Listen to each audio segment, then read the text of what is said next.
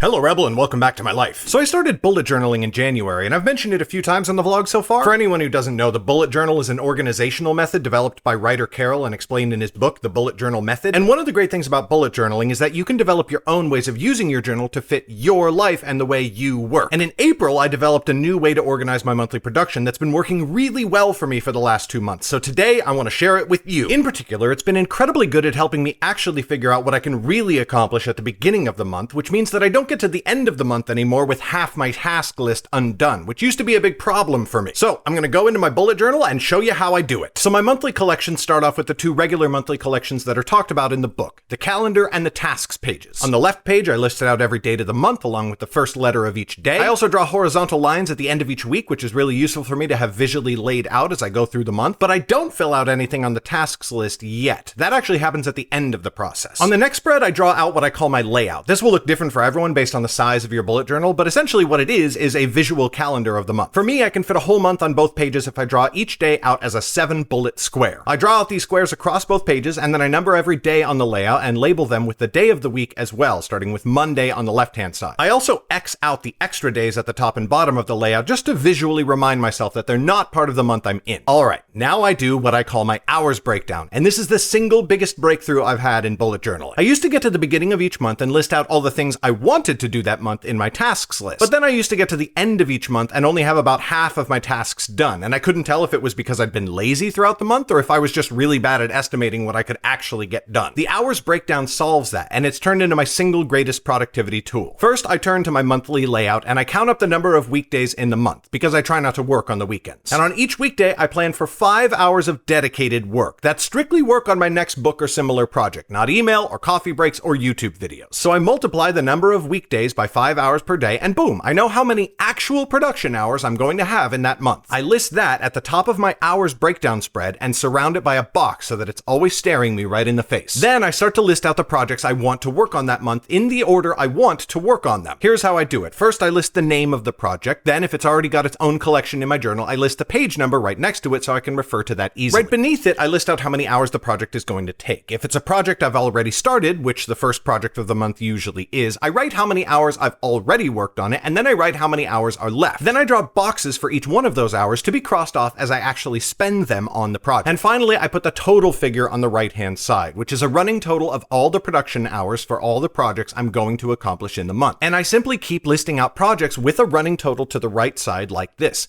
Once I've reached the total number of hours I have for the month, I've hit the end of my list. If you're thinking that this wouldn't necessarily work for you because you're bad at estimating how many hours each project would take, trust me, you need this collection more than anyone. That's exactly the problem I kept running into before I started doing this hours breakdown. And now, after 2 months of practice, I've become really good at figuring out accurate hour counts for each project I'm going to work on. Once I've hit my hour limit for the month, I now have a list of the projects I'm actually going to get done, and I transfer those over to my monthly task list. Finally, I go back to the hours breakdown and I draw a grid of squares on the bottom right. I give myself a square for every hour of production I'm going to get done in the month, plus some extra in case I actually work out more production hours than I thought. I then number each weekday, very small, every 5 squares for 5 hours of production every day. And finally, of course, I add the month to my index so that I always know exactly where to find it. And now my monthly collections are finished and ready for use. As I said before, the monthly calendar and task list are exactly the same as described in the bullet journal method. But now let me show you how I actually use my layout and hours breakdown collections. First, in the layout, every day I list out the production projects I work on, plus any significant extracurricular activities I want to remember. If I work on a project for 2 or more consecutive days, I draw a line between both entries. This lets me see when I'm on a production streak, and the longer the streak gets, the easier it is to maintain it. At the end of the month, the layout spread gives me a perfect visual representation of what happened on each day of the month, and when I accomplished the things I accomplished,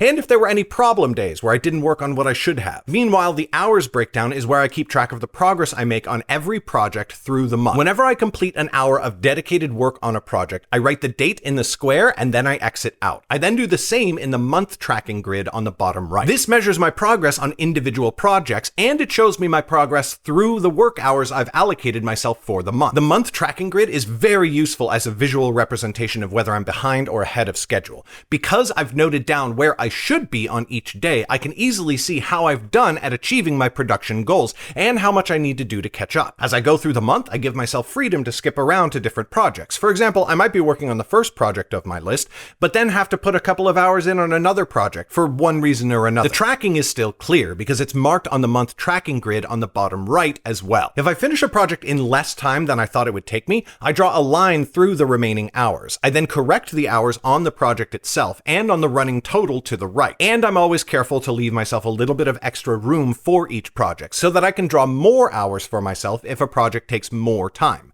Again, I adjust the hour count for the project and the running total every time. The hours layout also always has lots of blank space remaining. If I'm really productive and I finish all my projects before the month is over, I can add more projects in here. Or sometimes a new project will come up during the month that has to be taken care of immediately. I'll add it in this blank space even if it pushes my running total over the amount of hours I actually have for the month. As with everything about the bullet journal method, you have to give it the flexibility to deal with real life. At the end of the month, not only will you know what you worked on and when, but you'll have an even better estimation of your future projects because you'll have been keeping track of yourself every step of the way. And that's all I've got for you today, Rebel. I hope you enjoyed this breakdown of my monthly bullet journal collections. It's been 2 months in development and it was a heck of a lot of fun to film. If you're new here, do the good stuff, subscribe, give the video a like, and if you've got a favorite bullet journal trick, drop it down in the comments. I love learning new things. Thank you so much for watching, and I will see you next Friday.